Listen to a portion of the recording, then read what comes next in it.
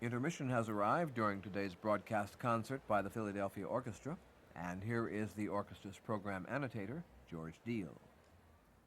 Thank you, Jim. The noted American baritone Alan Baker has just been heard as narrator in Arnold Schoenberg's A Survivor from Warsaw, with the men's chorus of the Mendelssohn Club, Robert Page, director, and the Philadelphia Orchestra under the direction of Claudio Abbado, and this was the first performance by the Philadelphia Orchestra of this composition.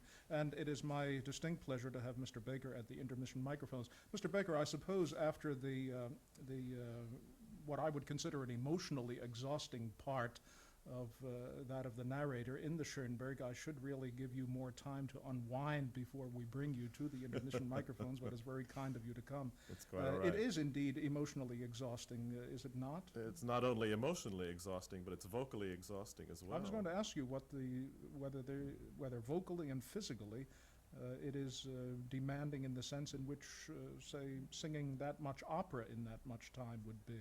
Well, singing for a short amount of time like that would be much easier. I find myself more tired from this than I would be from a complete performance of Barber of Seville or Traviata or something like that. Do you find that there is the possibility, when you're doing a narration such as this, the possibility of a greater variety as far as interpretation is concerned than if it were a straight vocal part? In certain ways, yes, I would say so. The part of that of the piece that's so difficult is the German part, where I impersonate the Nazi sergeant, and the Schoenberg specifically calls for a shrill, breaking kind of voice, and that's a kind of sound that is not particularly conducive to good vocal technique. Yes, right. But it's what he wants, and so of course that's what one must do, but it is hard on the vocal cords. Yeah. Now, how perhaps we should explain to the listeners how the part is notated, how it is written. Well, the pitches are indicated. They're Your not, part is written on a single line. well, written above and below with the variations in pitch indicated. But not on a five-line staff. No, not on a single five-line line, staff, right. just on a single line with pitches above the line, pitches below, and the general pitches of the voice are indicated. Yeah, the general contour, Yeah, or the general contour, inflectional yes, the characteristics that you're to Sprechstimme, assume. Sprechstimme, that Yeah, is what it is, Sprechstimme, yes. right? Which goes back quite a bit. Well, in it's Schoenberg it it's goes back. ex-Schoenberg, yes. Goes back to Pierrot Lunaire Yes, back in 1911, and even farther back than that. Yes, this piece was written in 1949. The Survivor was. Do you have a particular pitch in mind when you begin? No, nothing specific. Just There's a nothing certain general suggested area. by No, the orchestra. no. And there are certain places where I pitch it higher for dramatic effect or lower for dramatic effect, depending on what's coming. Yeah. Schoenberg has the rhythmic elements of your part laid out very strictly. Oh, yes, doesn't he? very With much the so. exception of those sergeant parts. Well, those are strictly rhythmical too. In fact, one of them is so fast it's very difficult to get it out. Oh yes, I remember that. Now I'm thinking of there are certain parts which Schoenberg has not notated. Oh yes, there are certain sections that are con la voce and are just straight narrative, that there are no pitches indicated for at all. A listener or even a viewer looking at a score unfamiliar with the Sprechstimme technique of notation might be surprised to find the use of even accidentals. Oh yes. For Schoenberg to make a distinction between, say, a B flat and a C flat, the C flat following the B flat, or a sharp following a natural, or whatever it may be. Yes, he definitely does that. I am struck in looking over your biographical resume by the rather unusual versatility of your activities as a singer, as a stage director, and even as a general manager. Singers usually stick to singing, although I've noticed of late that some of them have gone into conducting. Yes, that's true. You know, Placido Domingo has done some conducting. And Cheryl Mills too. Yes. Oh, Mills too. Yes, there's a recording of tenor arias that Domingo sings with Mills conducting, as well as an album of Domingo conducting Mills singing. Yes. Fischer Dieskau has done conducting too. Yes. Noticed that within the last year. Well, how do you account for your unusual versatility? Well, it's just a matter of being in the right place at the right time, I guess. I've also done some acting too, as well as singing. And I'm not straight surprised acting, yeah. after having heard what you did with the Schoenberg. We'll stop for just a moment. We'll be back after this message with Alan Baker. We pause briefly now during the intermission of today's broadcast concert by the Philadelphia Orchestra for station identification. This concert is coming to you from the Academy of Music in Philadelphia.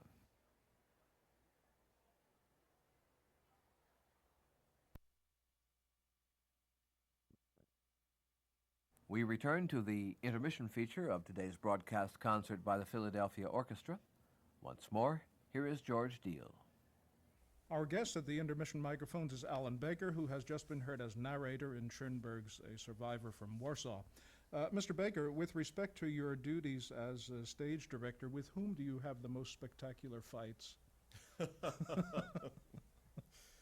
Well, with my sopranos and tenors, I suppose. That's the usual, those are the usual difficulties that one encounters. It's difficult, though, to stage and appear in the same opera, which I have done on occasion, too. That's something that a lot of people have tried, some with some success, others without so much success. Cyril Richard, for instance, at the Met, has often staged things in which he also appeared, but it's difficult because you don't have a chance to get any perspective on what you yourself do. You have no one, unless you have some trusted associate that can sit out there and watch you, no one to criticize you and to tell you when you're overdoing or not doing enough. Yes. So that A sub-director. Yes, a sub-director. Well, of course, in motion pictures, it's done quite frequently, where a participant, an actor, also is responsible for the direction of the film. But it's never easy. It's always an extra problem. Yeah. It's hard enough doing it in the first place, and then Right. you create extra difficulties course. for yourself. Tell me about your. Tell me first of all about the Asola Opera Guild. What it's is the it? Where is it? Oslo. Oslo. It's the Oslo, yes. There I go. Well, the Oslo Theater is in the Ringling Museum in Sarasota, and it is an authentic 18th century Italian theater that came from the city of Oslo, which is about 10 miles north of Venice.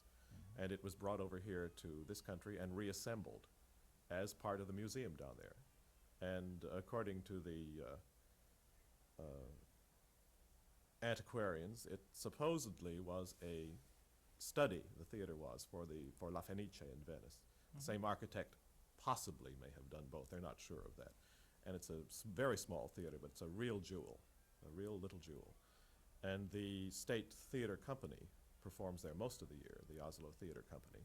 But they are out on tour and rehearsing for January and part of December, and that's the time the opera season takes place down there. I see.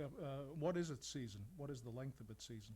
So far, this year we've done 2 productions, and there will be one more which opens tomorrow. Unfortunately, I had to leave to come here, so I couldn't, or maybe fortunately, I should say. I had to come here to do the Schoenberg piece, so I wasn't able to see the 3rd production down there. What is the, to get a better idea of the size of the theater, what is your seating capacity? We seat 300. 300. It's a tiny little house, a real marvelous place for chamber opera. And we opened with the Gluck Orfeo, with a chamber orchestra and chorus and ballet and everything. Then the second piece we did was Così fan tutte, which is marvelous in a tiny theater like that. And the 3rd piece they're doing is Fledermaus, which opens tomorrow night. Is this a what you would call a repertory opera company? Yes, we try to use... You don't operate on the star system? No, we try to use young singers that need experience and are on their way up. And often we get people from, say, City Opera who want to try out a new role before doing it in a larger house. And it's a very good proving ground for that sort of thing. Yes. Yes, and I imagine it's very welcome for the aspiring young opera performer, because opera is a very demanding and yet a very unpredictable field. It's, I guess, one of the fields in which training and experience and the tremendous financial expenditure in becoming an opera singer can all equal low salary and no future. Well, it's one of the hardest fields to get experience in, and it's one of the fields in which experience is such a prime requisite. Because people, when you audition, say, for an opera company, they ask you, what roles do you know? And then immediately after that, they ask you where you've performed them. And it's very hard to get exposure as an opera singer, because there just aren't that many companies in this country. Do you have strong convictions about the state of opera in this country? Yes, I have strong convictions about it. Are they optimistic or pessimistic? They're optimistic because there's much more going on now than there used to be. it seemed that there used to be very few opportunities to sing, but now there's so many companies springing up, and companies that operate in the summer, like the St. Paul Festival, and Lake George, and Kansas City, and Minneapolis, and all the other regional companies throughout the country. San Francisco, the San Francisco Spring Opera will begin soon out there with young singers mostly. And Santa Fe, of course, which is a wonderful place. And it seemed, a few years ago that if you didn't sing at City Opera or the Met, you just didn't get a chance to sing. Right. Or, of course, in Philadelphia, there's the Grand and the Lyric here, too, which Yes. also are very good. But now there's much more opportunity to perform than there And used to be. a tremendous movement that has been afoot for quite some time, Yes, almost as an underground at the university level, the campuses. Yes, that the, too. The yes. operatic theaters. Of course, and we can't opera rival, departments. for instance, Germany or Italy, where there's so many opera theaters which are subsidized by the state, of course. But we're on our way, I think. Yeah. Intermission is just about over, and Mr. Abbado will do the Third Symphony of Johannes Brahms. It's been my great pleasure, and I want to thank you for joining me at the intermission microphones. My guest has been Alan Baker. Thank you very much. Host for the intermission features during broadcast concerts by the Philadelphia Orchestra is the orchestra's program annotator, George Deal. This concert is coming to you from the Academy of Music in Philadelphia.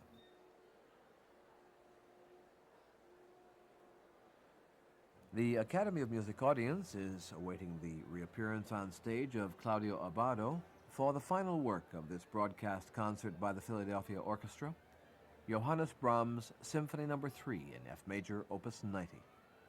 It was in the summer of 1883 at Wiesbaden that Brahms seriously set to work completing his Third Symphony. Among the 4 symphonies, it was to become his most concentrated, a full-bodied mixture of passion and quiet resignation. It was also to become the victim of program connotations offered by people other than the composer. Brahms' biographer, Max Kalbeck, thinks it was inspired by a statue of Germania near Rüdesheim. For Joachim, the finale represented Hero and Leander. To Clara Schumann, the symphony was a forest idyll. Hans Richter christened it the Eroica. And then there is the business about the very opening of the symphony, the rising figure F-A flat F, symbolizing for Kalbeck again that optimistic Brahmsian saying, frei aber froh, free but happy. But none of these matches the symphony's intrinsic musical achievements. Besides, Brahms' symphonic concept does not lend itself easily to program making. It was he and Bruckner who wrote the final chapter in the history of the pure symphony with its roots in classical precepts. The heroic F-A flat F motive does indeed have significance for the musical unfolding of the symphony, since Brahms uses it at a number of critical points. As a matter of fact, in listening to this symphony, one becomes aware of similar ideas threading their way from movement to movement. This thematic migration constitutes a cyclic feature that makes a recognizable contribution to the overall structural design of the symphony. Brahms executes the thematic process within the symphonic form with remarkable ease. There is no sign of struggle to find the right form for the musical rhetoric. The well-known Brahmsian duality is at work again in this symphony, not only in the expressive content but in the technical characteristics as well. The title indicates that the symphony is in F major, and unquestionably that is the key of the first movement, but not without getting it off to a major-minor start. Brahms mixes major and minor again in the inside movements, C major in the second movement, C minor in the third.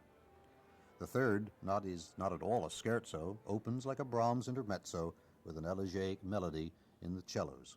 Even the finale exhibits tonal duality.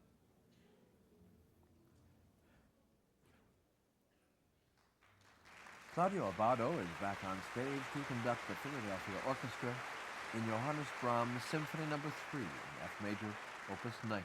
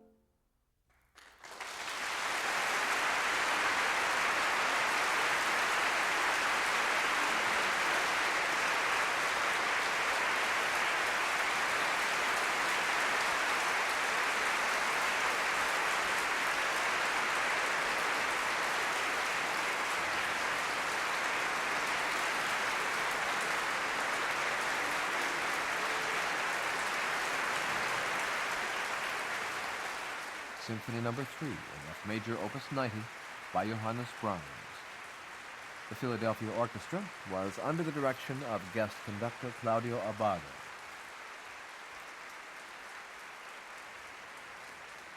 Mr. Abbado has asked the orchestra to stand with him.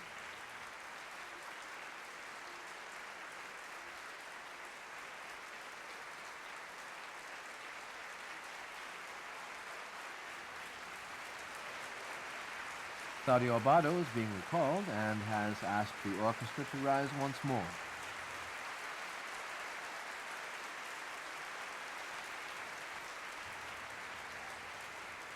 In a few moments, we'll return with word of the next broadcast by the Philadelphia Orchestra.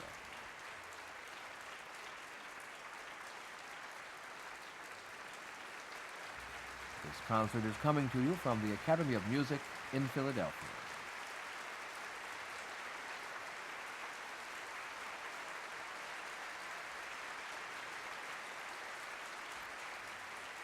We extend to you a cordial invitation to be with us next week at this time for another concert by the Philadelphia Orchestra. Eugene Ormandy, music director and permanent conductor. Guest conductor at that time will be Aldo Ceccato, principal conductor of the Detroit Symphony Orchestra. Mr. Ceccato has chosen a program consisting of Academic Festival Overture, Opus 80 by Johannes Brahms, the symphonic poem Juventus by Victor de Sabata, Maurice Ravel's Rhapsody Espagnole, Polymorphia by Christoph Penderecki, and Symphony No. 1 in F major, Opus 10 by Dmitri Shostakovich. Music commentary for the Philadelphia Orchestra broadcasts is by the orchestra's assistant conductor William Smith and is based on program notes by George K. Deal, program annotator for the Philadelphia Orchestra and chairman of the Fine Arts Department at LaSalle College. Producer and recording director of these broadcasts is Albert L. Borco, Jr. Audio editor is Donald F. Wetzel. Production consultant and host for this series is James W. Keeler. This program is a pre-recorded production of station WFLN in Philadelphia.